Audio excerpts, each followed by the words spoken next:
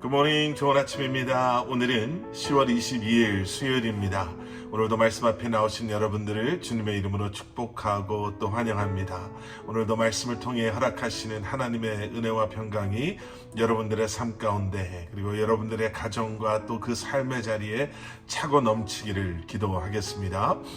오늘 우리에게 주시는 하나님의 말씀은 스가랴 8장 18절부터 23절까지의 말씀입니다. 스가랴 8장 18절부터 23절까지의 말씀입니다.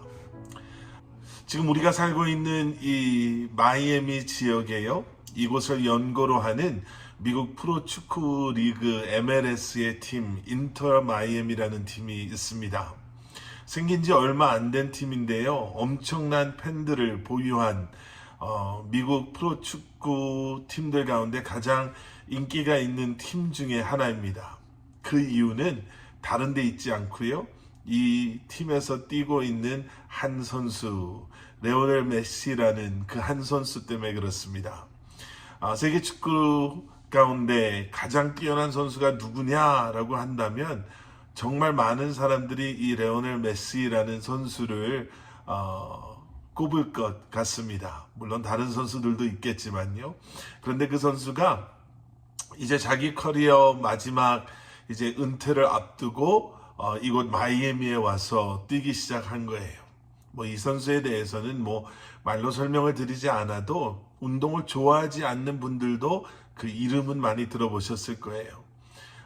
세계에서 가장 축구를 잘하는 선수에게 준다라고 하는 발롱드로 상인가요? 그 상을 8번이나 받았고요. 월드컵 우승부터 시작해서 챔피언스 리그 우승을 수차례 했던 그런 선수입니다.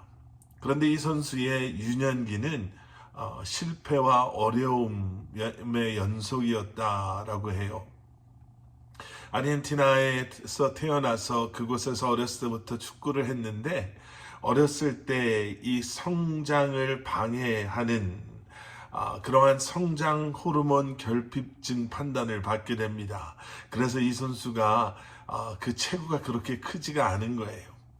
그런데 이 치료를 받기 위해서는 매달 수백 달러, 미국 수백 달러의 비용을 들여서 주사를 맞아야 되는데, 메시의 가족들도, 그리고 그때 메시가 뛰었던 그 유소년 축구팀에서도 그것을 감당할 수가 없게 된 거지요.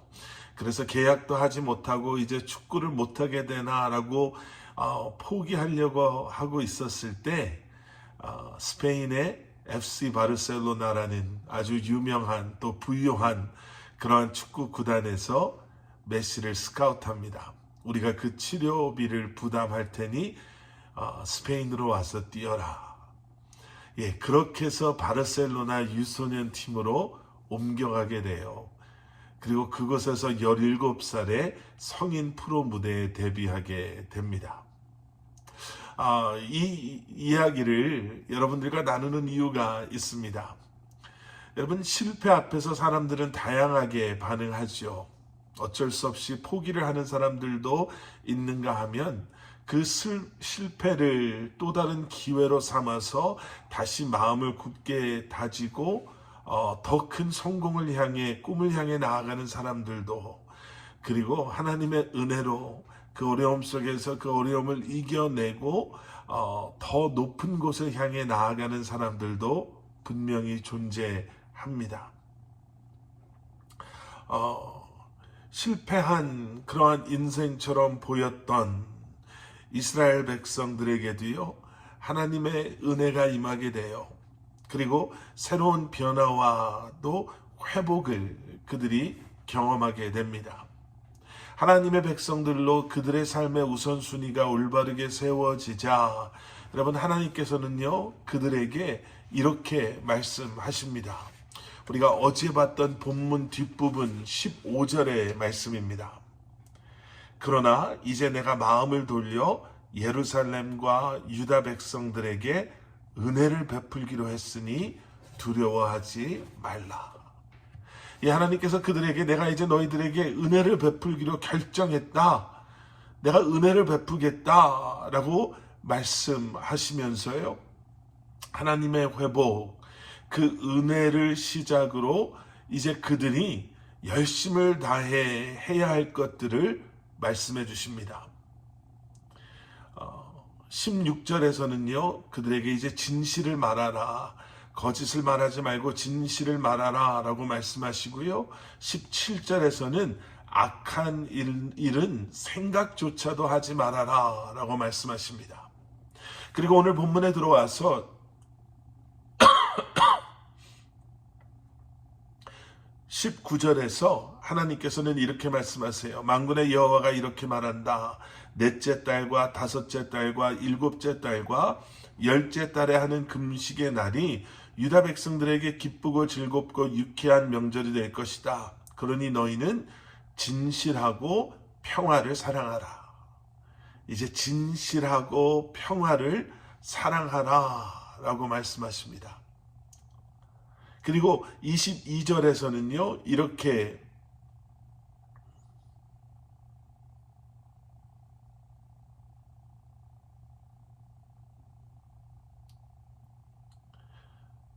그리고 22절에서는 이렇게 말씀하세요. 많은 백성들과 강한 나라들이 만군의 여호와를 찾고 여호와께 기도하러 예루살렘으로 올 것이다.